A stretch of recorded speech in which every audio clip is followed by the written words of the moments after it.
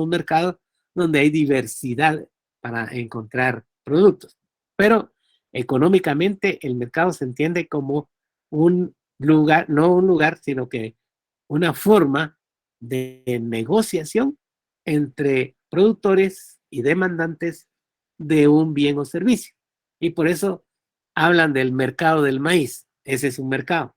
El mercado del trigo, ese es otro mercado. El mercado del café, otro mercado. El mercado del azúcar, otro mercado. El mercado del petróleo, otro mercado. Entonces, así lo debemos tener acá en claridad para poderlo interpretar. La clasificación de los mercados según los economistas son muchas. Aquí lo que nos interesa realmente es ver estas tres que tienen alguna relevancia, aunque la primera no es tanto porque eso es del sentido común. Llamarle mercado interno a lo producido, consumido dentro de una localidad, una región, un departamento o un país.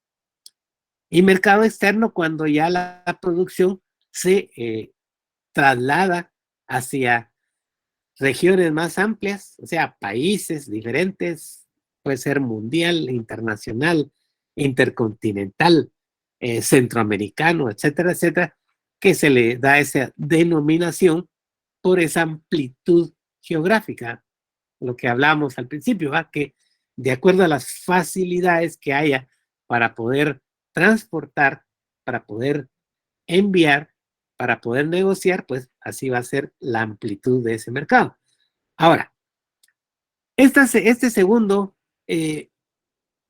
segunda clasificación que nos dice por el periodo de tiempo en la formación del precio, adquiere mucha alta importancia cuando estamos en el análisis de la teoría de la oferta y particularmente cuando estamos revisando la teoría de los costos. ¿Por qué? Porque la economía nos define tres formas, o sea, tres tipos de formación de precio.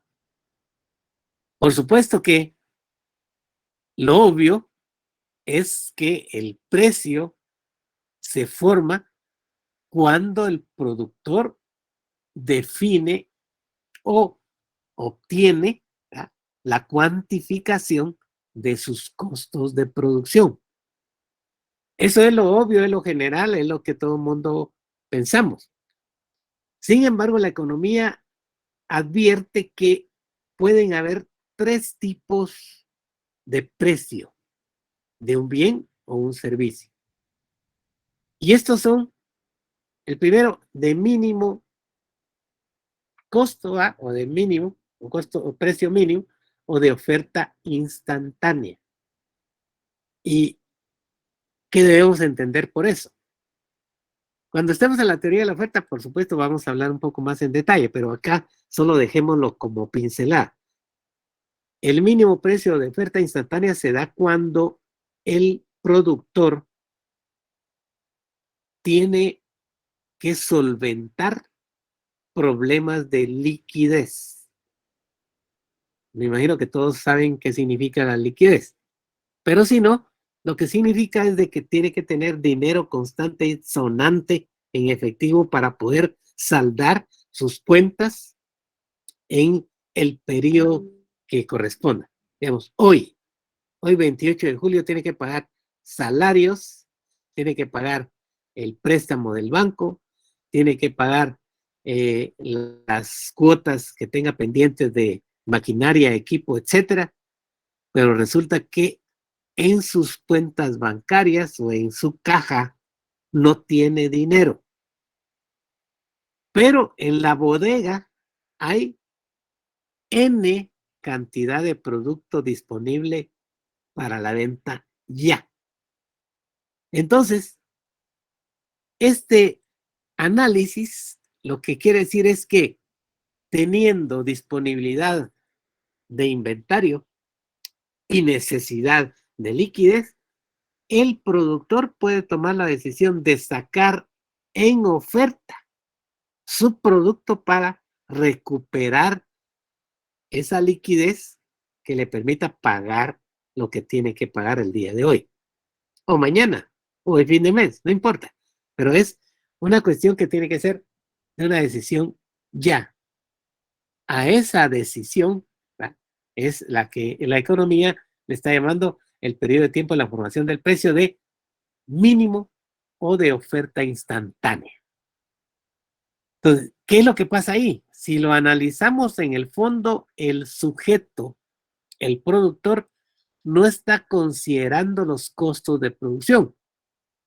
Lo que está considerando es la necesidad de la liquidez, de tener el dinero en efectivo para hacer los pagos, porque si no, probablemente se le vienen demandas o huelgas de los trabajadores, etcétera. Entonces, él no quiere llegar a eso, porque tiene producción disponible para la venta, entonces saca una oferta para recuperar la liquidez. Entonces, es un precio no basado en los costos.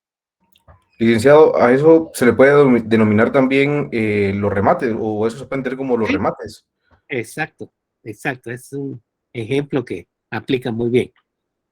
Bueno, y cuando hablamos de corto plazo, en este sentido, sí, el productor considera sus costos fijos y sus costos variables. O sea que en el corto plazo, el productor toma conciencia y cuantifica los costos fijos y los costos variables. Me imagino que la mayoría de ustedes saben cuáles son los costos fijos y cuáles son los variables. Pero, por ejemplo, para los que no lo saben, los costos administrativos, por ejemplo, el pago del conserje, el mensajero, la secretaria o el supervisor o el gerente que está contratado por un periodo, por mes, ¿verdad?, o por quincena, pues esos son costos fijos. O sea que la empresa tiene que pagar mensualmente lo que corresponde por salarios para estas empresas, para estas personas. Pero también probablemente el alquiler del local, la cuota que tenga que pagar de mobiliario, equipo, etcétera, que ya lo dividió en N periodos de tiempo, en 24 meses o en 36 meses o en 12 meses, pues son costos fijos. Independientemente de que produzca o no produzca, él tiene que pagar.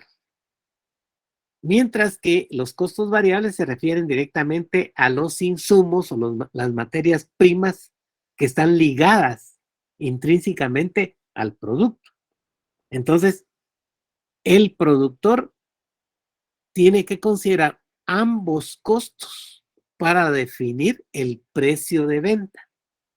Y es lo más tradicional, por supuesto, ¿verdad? Para definir el precio de venta de un producto se consideran los precios, los costos fijos y los costos variables. Pero eso es en el corto plazo. En el largo plazo, lo que quiere decir es que el productor considera la renovación del equipo, las instalaciones, el edificio o la locación, etcétera, etcétera. Y en ese momento todos los costos se convierten en variables. Ya no hay distinción entre fijo y variable, porque estos fijos que ahora los consideramos fijos se convierten en variables porque probablemente va a contratar más personal, más secretarias, más conserjes o más supervisores o más gerentes, pero también va a contratar o va a comprar, adquirir más maquinaria y eso se va a dar, por supuesto, en el tiempo, pero si lo analizamos en ese lapso de tiempo que llamamos largo plazo, se va a estar reflejando de una manera no periódica fija, sino periódica constante. O sea, conforme más la demanda de su producto requiera tener más capacidad instalada, más capacidad de gestión, más capacidad de producción, indudablemente él va a tener que contratar más empleados, más ejecutivos, ampliar la maquinaria, ampliar los edificios, instalaciones, etcétera. Y por eso se llama de largo plazo. Entonces, en el largo plazo, el productor tiene que considerar esos costos de producción para la fijación del precio. Entonces, esta segunda categoría o esta clasificación segunda tiene un impacto bastante significativo en el análisis de la teoría de la oferta, tal como les estoy mencionando. Ahí lo vamos a retomar otra vez en ese momento. Y la otra, que es para poder identificar el modelo clásico, el modelo de mercado, es el que define un tipo de mercado que es libre, puro o perfecto. O sea, la competencia libre, pura o perfecta, en la cual participan muchos, infinidad, digamos, tanto de productores como de consumidores. Entonces, por supuesto, este es un modelo que es totalmente hipotético. En la realidad, es muy difícil encontrar un ejemplo, aunque nosotros tratamos de hacerlo como un símil, cuando en una localidad todos los productores, todas las personas son agricultoras y todas producen maíz, por ejemplo, y todas las familias de esa localidad consumen maíz. Entonces son productoras y son consumidoras, pero son muchos y muchos y muchos que si hubiese necesidad de hacer las transacciones, lo más probable es que el precio se defina por las fuerzas de oferta y demanda. Como son muchos los productores y son muchos los consumidores, entonces el precio se va a fijar en en una tasación tal que sea de conveniencia para todos, tanto para los productores como para los consumidores. Pero como les digo, esto es un poco utópico, pero que sirve de base para el análisis del modelo de economía que estamos revisando, que es el modelo de economía de mercado. Y el otro grupo se refiere a competencia imperfecta. En este cuadro, en esta matriz de dos entradas, tenemos los que ofrecen y los que demandan. Encontramos que cada una de las casillas, por ejemplo en esta, dice competencia libre, pura o perfecta. Vemos aquí que son muchos los que ofrecen, pero son muchos los que demandan. Esa es la característica más sobresaliente en este tipo de mercado. O sea, esa libertad de ingresar, de llegar al mercado ya como productor o ya como consumidor. O sea, no hay ninguna barrera, algo que impida ni siquiera eh, el Estado o el gobierno, nadie impide el acceso a ese tipo de transacciones porque es libre. Y se le dice también que eso deriva en atomicidad, como características de ese tipo de mercado. La atomicidad significa que son tantos en mini y tantos en mini, tanto del lado del productor como del consumidor, que efectivamente hay libertad para poder definir el precio. La libertad, la atomicidad, la no barreras, la no intervención de ningún otro ente, pues constituyen a la larga este tipo de mercado. Que insisto, sigue siendo todavía un supuesto y sigue siendo pues bastante utópico, pero que forma la base para interpretar el modelo de economía de mercado. Fuera de este tipo están todos los demás. Todos los demás entonces conforman lo que se llama mercado imperfecto. La imperfección del mercado cuando son pocos los que ofrecen y muchos los que demandan. ¿Por qué es imperfecto el mercado? Porque aquí, siendo pocos los que ofrecen, pueden por sí y ante sí definir el precio. O sea, independientemente de lo que los consumidores están dispuestos a pagar, independientemente de esos deseos o esas decisiones que toman los consumidores, pues los oferentes fijan el precio y ahí si quiere el consumidor comprarlo o no. Entonces, a este modelo de economía, en este caso mercado imperfecto, se le llama oligopolio de oferta. Oligo, pocos, polis, muchos. Pocos que ofrecen, muchos que demandan. ¿Verdad? Pocos ofrecen, muchos demandan. Luego está este otro modelo, ¿verdad? Dentro de la economía de este mercado imperfecto, que se le llama monopolio de oferta. De eso hemos oído hablar mucho, aunque en esencia es un tipo de mercado que no existe o no debería de existir en ningún país porque está prohibido en la mayoría de las constituciones políticas de la República. O sea, no se admite que exista un monopolio porque las fallas más significativas del mercado se manifiestan cuando hay un monopolio de oferta. O sea, aquí por lo menos hay algunos que compiten unos con otros, en teoría, ¿va? Entre comillas. Pero aquí al no tener nadie en competencia, es el que fija el precio y si lo quiere el consumidor, bueno, y si no, también. Podemos ver muchos casos de, por ejemplo, de empresas farmacéuticas que producen un medicamento muy especializado que todavía tiene las patentes, las licencias que corresponden a esa empresa farmacéutica y que vende el producto a que cura quizás una enfermedad que hasta el momento no hay ni nadie que lo pueda curar, pues ellos sacan su producto y fijan su precio. Si lo quiere el consumidor, si son muchos los que están demandando, pues tendrán que ver qué hacen, ¿verdad? Porque no hay cómo conseguir ese producto con otro oferente. Entonces, ese es el monopolio de oferta. Uno que ofrece y polis muchos que demandan.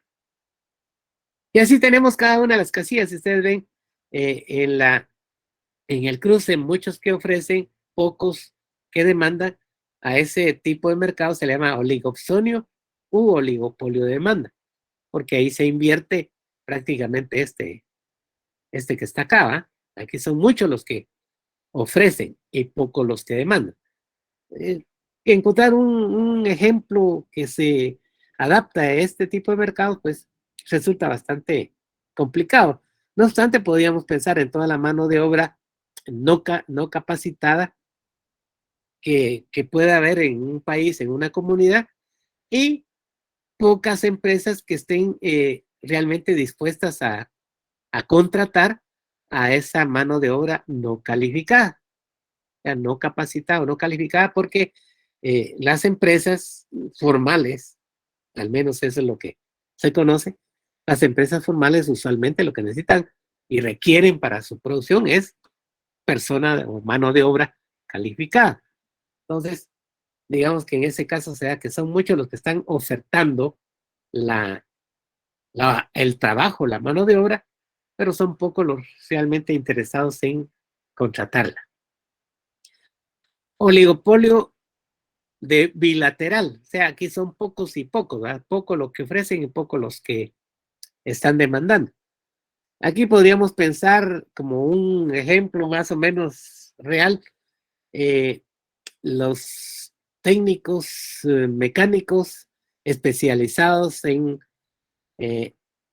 aviación.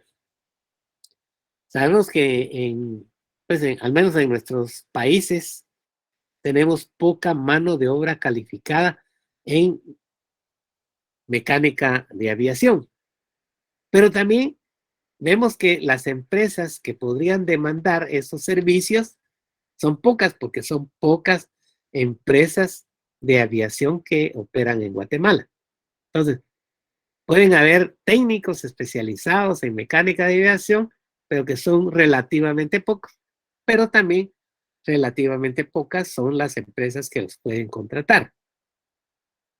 Monopolio limitado de oferta, donde hay solo uno que ofrece y pocos que demandan. Esto ya implica un poco más de análisis, buscar un ejemplo. ¿Que lo hay? Probablemente lo hay, pero va a ser bastante difícil encontrar en nuestro medio a alguien que sea especialista. Si lo vemos desde el punto de vista de la oferta de trabajo, ¿va? Un especialista científico en, digamos, técnicas espaciales. Alguien que se haya interesado y haya estudiado por sí mismo, autodidacta y que esté tan capacitado como para poder ofrecer sus servicios a a una empresa o una institución que se encargue de la investigación espacial. Pues entonces ahí sería uno contra pocas empresas en el mundo, pocos países, digámoslo así, que están en ese proceso de búsqueda de pues, mecanismos para viajar al espacio, para hacer investigación en el espacio, etcétera, etcétera. Y así como estos, pues habrán otros más, pero vemos que el esquema que se nos presenta acá, nada más para identificar los nombres de los tipos de mercado, pues monopolio o monopolio de demanda, cuando es muchos los que ofrecen, pero solo uno el que demanda. El monopolio limitado de demanda, cuando son pocos los que ofrecen y uno solo el que demanda. Y aquí el monopolio bilateral, que es uno contra uno. Realmente, ejemplos sí los hay, ¿va? Pero son un poco rebuscados y hay que poner, como quien dice, supuestos para que efectivamente case, case en el análisis y en la mente de que efectivamente sí puede existir ese tipo de mercado. Más difícil, pero por supuesto los puede haber. Esa es más que todo la parte que queríamos determinar en cuanto a la plataforma teórica sobre los mercados. Ahora ya acercándonos un poquito más a la parte práctica del análisis microeconómico, comenzamos revisando la conducta del consumidor individual. O sea, la toma de decisiones, en qué se basan, en qué se fundamenta. Para hacer esta revisión, entonces, miremos qué nos dice la teoría. La teoría nos plantea, al menos lo que vemos en este curso, dos versiones, dos puntos de vista, o sea, dos ramas de la microeconomía que se encarga del estudio de ese fenómeno que llamamos consumo, o sea, la demanda. Y como estamos en microeconomía, ¿cuál es ese comportamiento de cada individuo para satisfacer sus necesidades? En consecuencia, comenzamos revisando la medición del valor. O sea, ¿cómo podemos medir el valor de las cosas desde el punto de vista subjetivo? Por supuesto, primero lo vamos a hacer desde el punto de vista netamente subjetivo y luego nos vamos a trasladar hacia un análisis que tiene o que tenga ya algo más de objetividad. Recuerden que estamos en la teoría subjetiva de valor. Es prácticamente la parte filosofal de la microeconomía. Entonces, la medición del valor desde el punto de vista subjetivo tiene que revisarse a través de dos enfoques. El primero, que insisto, es el netamente subjetivo, que se le llama método ordinal o enfoque marginalista o de la utilidad cardinal. Es el primero que vamos a revisar y vamos a tratar de hacer objetivo aquello que es subjetivo. ¿Y cómo lo vamos a hacer?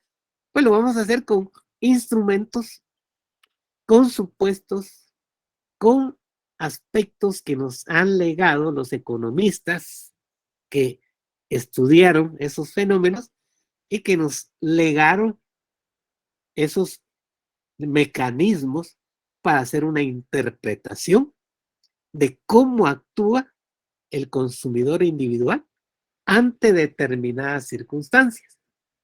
Las circunstancias de satisfacción de necesidades y las circunstancias de abundancia o escasez de esos bienes que satisfacen las necesidades.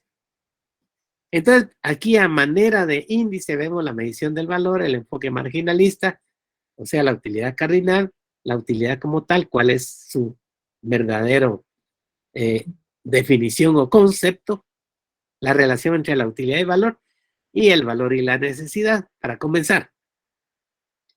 Entonces, ¿qué nos dice el enfoque marginalista? Primero que nada, asume que todos los bienes son útiles. O sea, que son capaces de satisfacer alguna necesidad del ser humano. Entonces, en función de qué manera puede ser medido su valor. Recuerden que en algún momento dijimos que hay bienes libres, gratuitos y bienes económicos, según una clasificación que se da de los bienes. Según los economistas, existe esa posibilidad de interpretar esa capacidad que tienen los bienes de satisfacer necesidades, pero que pueden ser por sí y ante sí bienes libres, porque por su abundancia, o bienes económicos porque requiere de algún esfuerzo el obtenerlos para satisfacer una necesidad. Entonces, pero ¿de qué manera? ¿Cuál es la regla para poder medir su valor? Si lo vamos a ver desde el punto de vista subjetivo, o sea, la utilidad, ¿tiene una medida de valor o no la tiene? Los economistas de la corriente subjetiva dicen que sí la tiene. Y es precisamente puede determinarse a través del enfoque marginal o enfoque marginalista, como lo dice ahí. Entonces, la respuesta la da la teoría, la marginalista, que está en función de la utilidad, dependiendo de la necesidad específica y concreta que satisface ese bien satisfactor. Pero ¿cómo lo va a medir? Lo mide considerando las necesidades de cada individuo. Entonces, desde el punto de vista que plantea que las necesidades de cada individuo, ese cada implica una exclusión, o sea, una separación de un individuo frente a los demás.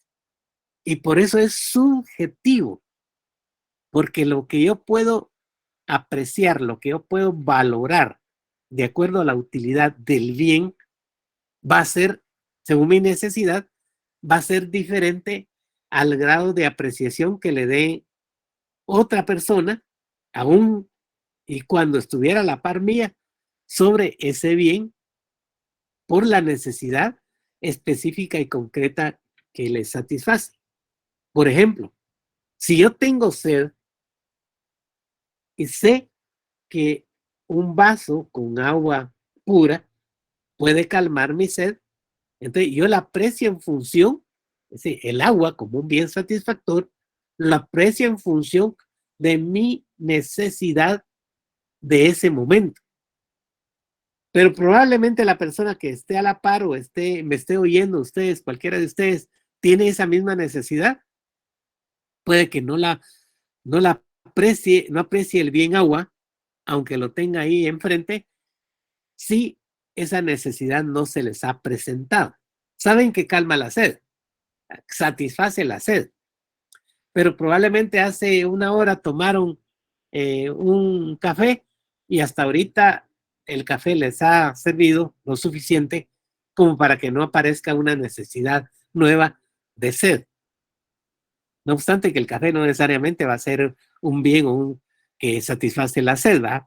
A veces no necesariamente el café satisface la necesidad de sed, pero pensemos que podría estar interviniendo para que no aparezca todavía su necesidad de sed en este momento. Pero también sabemos que la necesidad de la falta, ausencia o carencia de algo, eso ya lo habíamos, pues, de alguna manera platicado. Y que además las necesidades son ilimitadas y son de muy diversa índole. O sea, ¿cómo distinguir una de otra? Claro, por supuesto, tienen sus propias características y los economistas definitivamente acordaron que efectivamente era así. Pero que esas características eran de dos tipos. Unas características esenciales de la propia necesidad y otra característica que es ocasional. O sea, un punto de vista totalmente diferente a lo que usualmente los economistas de la teoría clásica objetiva pudieran haber pensado. Las características esenciales las dividieron los economistas de la corriente subjetiva en calidad y cantidad, algo que los mismos economistas de la corriente objetiva pueden estar de acuerdo.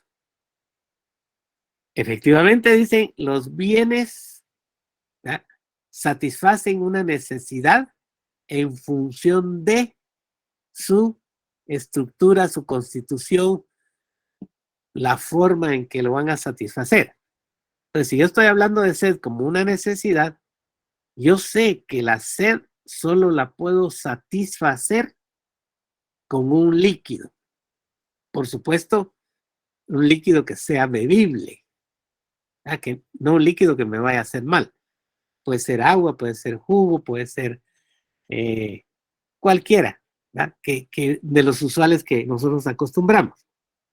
Es decir, si yo pienso que tengo disponible una porción de papas fritas, saladas, y tengo sed, no es lógico que yo siga comiendo papas fritas y saladas para calmar mi sed, o que me coma un guapinol. Probablemente muchos de ustedes no conocen el guapinol, pero los que sí lo saben, pues han de tomar en cuenta que el guapinol no va a satisfacer la necesidad de sed, porque el guapinol es un, ¿cómo le podemos llamar? Una fruta seca que, que realmente lo que usualmente se come, no sé si todavía existen, pero se come, es un polvillo que trae la fruta en un interior de una vaina. Y eso jamás va a satisfacer la necesidad de sed. Entonces, la calidad del bien según la necesidad que tenga el sujeto. Entonces, de ahí depende en parte la satisfacción de esa necesidad. Pero la otra es la cantidad. Porque yo puedo decir que tengo tanta sed que me podría tomar en este momento 4 litros de agua para calmar mi sed. Porque mi sed es muy, muy amplia, muy grande, muy intensa. Pero tampoco es cierto, ¿va? No me voy a tomar 4 litros de agua en este momento si tengo sed. Probablemente me tomo 1 o 2 vasos y no más. Entonces, esas características esenciales de las necesidades, calidad y cantidad, son básicas o fundamentales, llamémosle, y que no tienen absolutamente ninguna discusión. Todos tomamos decisiones con base a la calidad y a la cantidad del bien que requiere nuestra necesidad. Ahora bien, la otra, y es el descubrimiento, digamos, de estos economistas de la corriente marginalista, es que las necesidades también tienen una característica ocasional, de ocasión, casual, casuística, circunstancial. Y eso es lo que lo hace diferente unas necesidades de un individuo frente a las necesidades de otro individuo. Y a partir de ahí entonces viene todo el desarrollo teórico del enfoque marginalista. ¿Qué dice esta característica de intensidad? Dice que adquiere alta trascendencia en la teoría porque la necesidad de cada individuo será más o menos intensa dependiendo del momento y lugar preciso en que se presente. Entonces, la necesidad adquiere esa característica por la circunstancia, por el lugar, ¿ah? Por el momento, y yo diría, ¿ah? Resumiendo, por la disponibilidad del bien satisfactor. Va a depender de dónde estemos, en qué momento se presenta la necesidad y que el bien esté disponible para poder satisfacer esa necesidad. Entonces, por eso se dice que depende de la ocasión o la circunstancia. Es ocasional, circunstancial, casual o casuística. Y de ahí, o sea, de ahí deriva, según los economistas, de la corriente subjetiva, de la corriente marginalista, el valor, o sea, la apreciación o importancia que le demos al bien por la utilidad que tiene y que va a estar definitivamente ligada a la abundancia o escasez del mismo. Todos estamos respirando, ¿va? No creo que nadie se haya quedado ahorita sin respirar. Pero hemos tomado en cuenta en algún momento el concepto del tomar aire que está a nuestro derredor, cuánto útil es ese aire para nuestra propia subsistencia. Creo que nadie hemos pensado en todos estos momentos, tal vez en este día y han de haber pasado a saber cuántos días, que nadie ha pensado en la necesidad de considerar valioso por su utilidad al aire que todos los días, todas las horas, todos los minutos, a cada momento estamos respirando.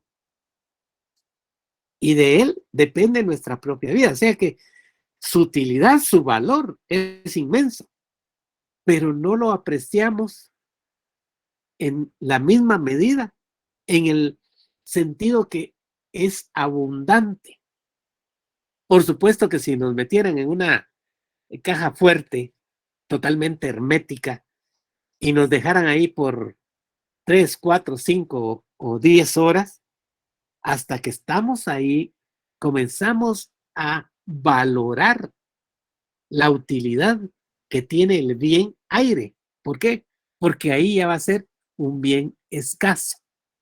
Quiere decir que a la larga, lo que los economistas nos están transmitiendo es que los bienes tienen valor, son útiles para satisfacer necesidades, pero que va a depender de esa circunstancia de abundancia o escasez en el momento en que se presenta la necesidad para que nosotros la apreciemos, para que le demos un valor. Entonces, hacen un recordatorio sobre las clases de valor. ¿Y cuántas clases de valor hay? Según los economistas hay dos. El valor objetivo, ¿tá? O sea, el valor de cambio, que eso lo reconocen tanto los subjetivistas como los objetivistas, que todas las cosas tienen un precio, ya no digamos valor en este caso, sino un precio por los costos de producción, porque los bienes económicos, ya dijimos, tienen necesidad de un esfuerzo para poderse producir, para poderse trasladar, para poderse convertir, para poderse utilizar. Por eso tiene un precio. Y es el precio el valor objetivo, o sea, el valor de cambio o intercambio de un bien en términos de otro. Ese otro, pues en nuestro medio es el dinero, ¿ya? Los quetzales. Pero en el tiempo de trueque sería otro bien cualquiera, ¿ya? Un pedazo de carne, unas libras de arroz, una gallina, una oveja, etc. Ese sería el valor de cambio. Es objetivo. Un bien en términos de otro. Pero hay el otro valor, que es el que defienden los de la corriente subjetiva, que es el valor de uso. Y ese es el que es eminentemente subjetivo porque está en función de la utilidad que el satisfactor provee al sujeto que presenta la necesidad. Y como ya he dicho, no es igual para todos.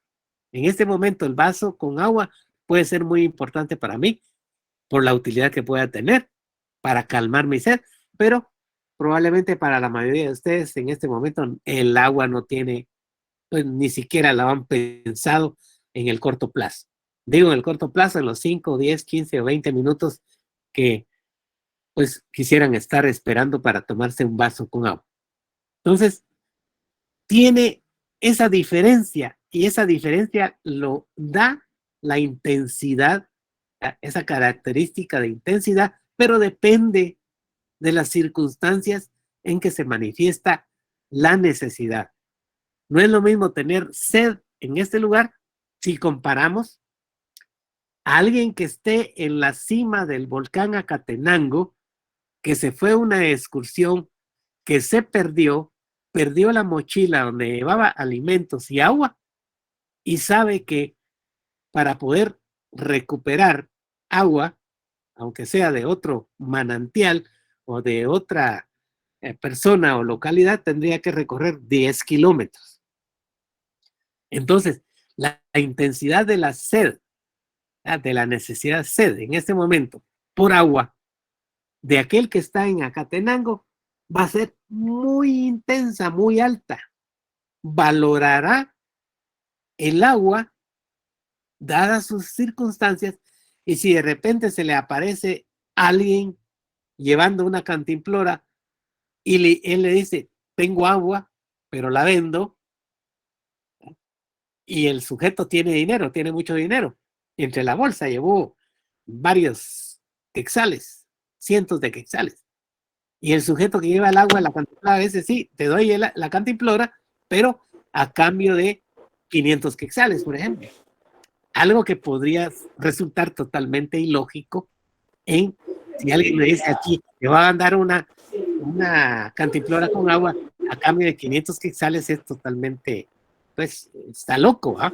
Porque yo puedo conseguir el agua aquí con solo que me levante, vaya al comedor, o vaya a la cocina y obtengo el vaso con agua. No me va a costar, claro, me va a costar, ¿verdad? El esfuerzo de levantarme, probablemente que es un poco difícil que llegue el agua todos los días a la casa y que eso implique comprar agua de la calle, que venden los cisternas, lo que sea, pero no va a ser lo mismo el, el precio que yo le voy a dar y más que todo el valor que le voy a dar por la utilidad que tiene el agua bajo esas circunstancias que comparado con el que está en la cima del volcán Acatenango sin ninguna posibilidad de obtener agua y que alguien llegue y se la ofrezca, pero a cambio de 500 quetzales. Entonces, esa es la diferencia. La intensidad, la ocasión, el momento, la disponibilidad. Entonces, la utilidad o valor de uso, como acostumbran a llamarle los economistas de la corriente subjetiva, es la utilidad. Se interpreta como aptitud real o ficticia que se le otorga a los bienes por la capacidad de satisfacer necesidades. O sea, ya dijimos, todos los bienes son útiles, pero va a depender de esa apreciación si está en mayor o menor disponibilidad. O sea, si hay abundancia o si hay escasez. Entonces, depende del individuo en lo particular. No depende de la sociedad al final de cuentas. Depende de cada uno según sus circunstancias. Si es abundante, en poco o nada valorará su utilidad. Lo que dijimos del aire, ¿verdad? Para respirar. Ahora, si es escaso, definitivamente sí lo valorará más por esa circunstancia. Por tanto, la apreciación estará sujeta al análisis momentáneo, específico y particular. Entonces, ya más o menos llegando a los casos prácticos, solo para redondear, decimos que el valor de uso, o sea, el valor subjetivo, la utilidad, se define como el grado de apreciación o importancia que el sujeto le otorga al satisfactor. ¿Con base en qué? A satisfacción que éste le proporciona y que nace de una relación subjetiva, es subjetivo, pero es subjetiva, que se da entre el servicio que puede proporcionar y la necesidad que hace uso de él. Entonces, hay una vinculación, una relación íntima, concreta, entre la utilidad del bien y la necesidad específica que se presenta. Por eso dice, los bienes solo adquieren valor cuando existe, y se refiere a valor de uso, pues, o sea, utilidad. No confundamos ahí. Siempre estamos hablando de valor de uso o utilidad. Cuando existe una relación de positiva y actual dependencia entre necesidad y el bien que la satisface. Y recalco, positivo y actual. Por eso es circunstancial. La misma necesidad de sed, ¿verdad?, puede cambiar en su valor de apreciación al individuo según la circunstancia. Aquí el vaso con agua pues tiene un valor, pero no es tanto como si yo fuera el que estoy en el volcán Acatenango sin ninguna abasto de agua y lo tengo que ver cómo lo consigo bajo cualquier sacrificio que tenga que hacer. Entonces, la valorización es diferente según las circunstancias. Bueno, vamos a dejar esto aquí para ya el próximo martes entrar en los casos de práctica y por supuesto vamos a tener que, como todo modelo económico, hablar de los supuestos, hablar de los instrumentos que se van a utilizar y para caer en la ley de la utilidad marginal decreciente, que son los aportes pues que dejaron los economistas del enfoque marginal para que nosotros lo podamos discutir, revisar, analizar y comprender de acuerdo a su pensamiento. Como siempre, tenemos unos minutos para dudas. Tienen ustedes la palabra. Luis Fernando, adelante. Buenas noches, licenciado. Buenas Tengo noches. unas cuantas preguntas acá, no sé si sería tan amable de aclararme esas dudas. Primero, ¿a qué se refiere con el excedente de producción o qué es el excedente de producción? Y que me podría dar un ejemplo, lo mismo sería con el excedente del consumidor, por favor. Ya. El excedente del consumidor lo vamos a ver con un ejercicio más adelante. Okay. El excedente del productor, así de la manera más sencilla, digamos que usted tiene en su terreno, siembra maíz y de esa siembra de maíz usted cosecha y resulta que va a guardar para todo el año. Digamos que produjo 15 quintales porque es un terreno relativamente pequeño, pero usted sabe que con 10 quintales que guarde, ¿verdad?, en un silo con todas las de ley para que no se lo vaya a picar a los animales, no lo vaya a perder, pues guarda 10, pero le quedaron 5. ¿Qué hace con esos 5? Pues va a buscar cómo negociarlos o cambiarlos por otros bienes o servicios o venderlo, ¿eh? Esos 5 son o constituyen el excedente del productor, lo que usted produjo de más sobre las necesidades que va a satisfacer directamente. A eso se le llama excedente, ¿ya?, de producción. Cuando ya todo el mundo está produciendo y resulta que tiene de más, pues, que no lo puede consumir, usted lo va a negociar. ¿Y cómo lo va a negociar? Pues ahí surge precisamente esa categoría que llamamos mercado.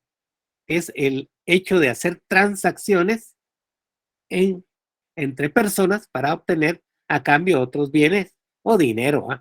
Si lo va a cambiar por dinero, pero ese dinero le va a servir para comprar otros bienes. Y esto entraría también con lo que es el mínimo de oferta instantánea. Lo siento por cortar la palabra. El mínimo precio de oferta instantánea, en ese caso, no es que sea excedente. Ahí lo que está realmente el problema específico del productor o del oferente es que tiene necesidad de liquidez, o sea, dinero para hacer pagos, por ejemplo. Ese es un ejemplo, nada más. Necesita hacer pagos, tiene solvencia desde el punto de vista que tiene inventario, pero no tiene el dinero. ¿De qué le sirve tener ahí una bodega llena con cajas de aceite, digamos, aceite de cocina? Tiene miles de cajas de aceite de cocina, pero no ha vendido. No tiene suficiente dinero para pagar hoy la nómina de los empleados, no tiene para pagar el préstamo del banco, no tiene para pagar la letra de la maquinaria o del vehículo que adquirió, etcétera. Entonces, él necesita el dinero. Entonces, ¿qué es lo que hace? Pues saca en oferta el aceite para poder vender. Claro, si vende el litro o la botella de aceite en 10 quetzales, pues la pone a 5 para recuperar pronto el dinero para hacer sus pagos. A eso se le llama de oferta instantánea, pero no Ya. tiene que ver con la producción. Ahora, cuando usted se refiere a los economistas objetivas y subjetivos, ¿usted se refiere a los economistas burgueses o fisiócratas o qué tipo de economistas se refiere acá?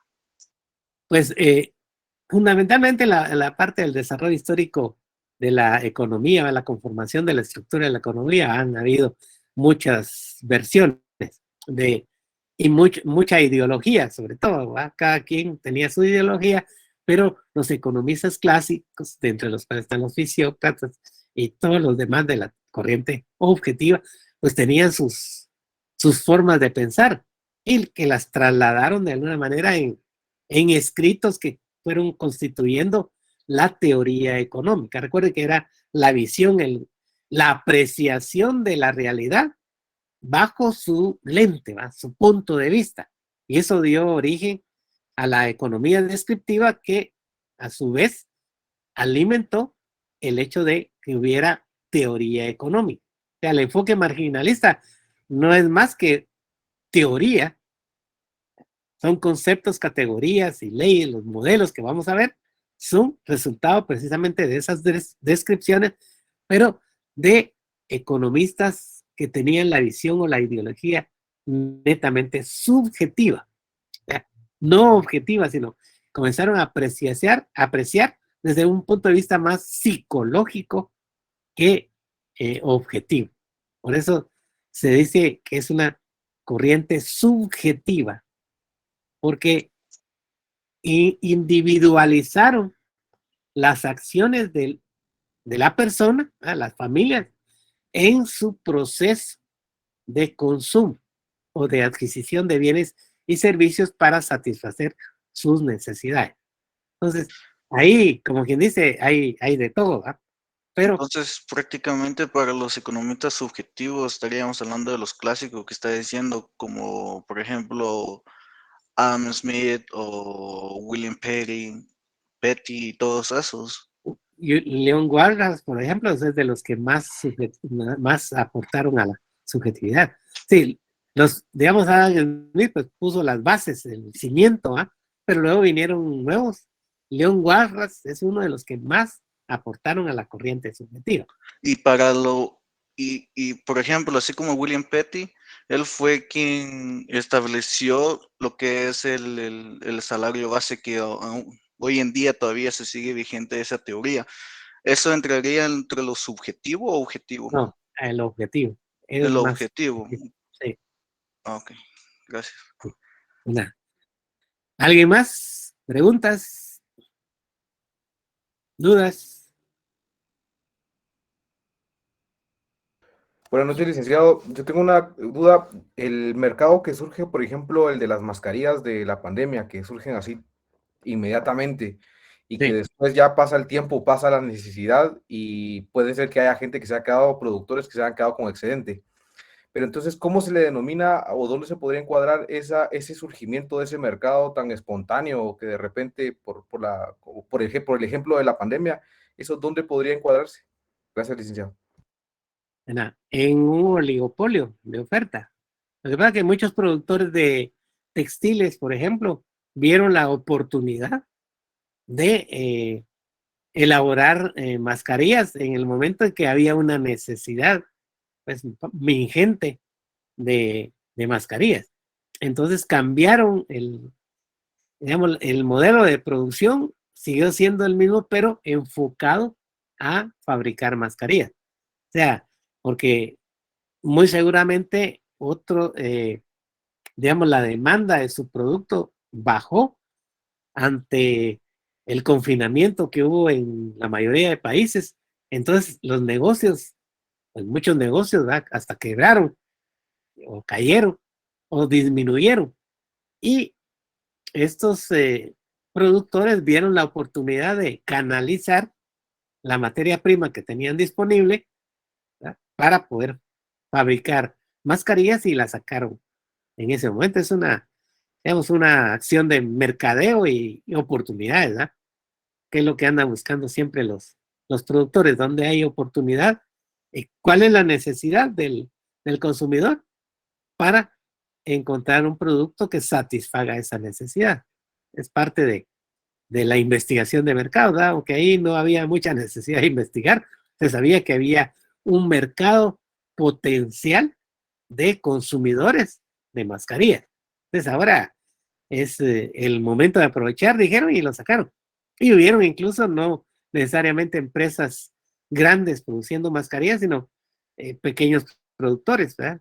Recuerdo que en San Juan, Zacatepec, en San Juan, La Laguna, por ejemplo, incluso muchos productores de textiles comenzaron a sacar mascarillas, pero con diseños que son del folclore, por decirlo de esa manera, típicos, porque vieron la oportunidad, ¿verdad? Primero, que había una necesidad de mascarillas, y además entonces seguir produciendo con su materia prima para satisfacer esa necesidad. Entonces, ahí es como quien dice, quien se pone las pilas, como decimos nosotros, ¿verdad? No sé si eso resuelve o la duda. Sí, licenciado, muchas gracias. Muy bien. Bueno, como estamos ya en tiempo, compañeros, nos vamos a ver el día martes.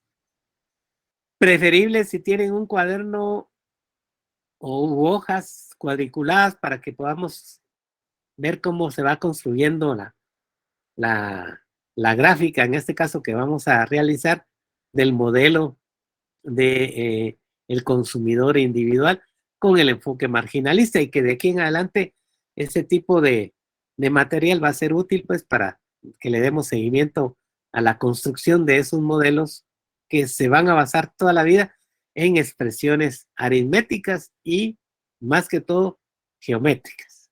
Vamos a utilizar la geometría para eso, pero la más sencilla, ¿eh? No es rebuscado el fenómeno, es muy sencillo, pero sí para que podamos visualizar cómo pensaron estos economistas y cómo construyeron con los instrumentos que plantearon, y de ahí sacar la interpretación de las decisiones de consumo de los consumidores individuales. Entonces, que tengan un feliz fin de semana y que estudien bastante. No hay que dejarlo para última hora. Y nos vemos el día martes. Feliz noche. Feliz noche. Ok, feliz noche, licenciados. Feliz fin de semana. Igualmente. Feliz noche. Feliz noche. Feliz noche, Lick. Feliz noche. Feliz noche. Nos vemos. Adiós. Feliz noche.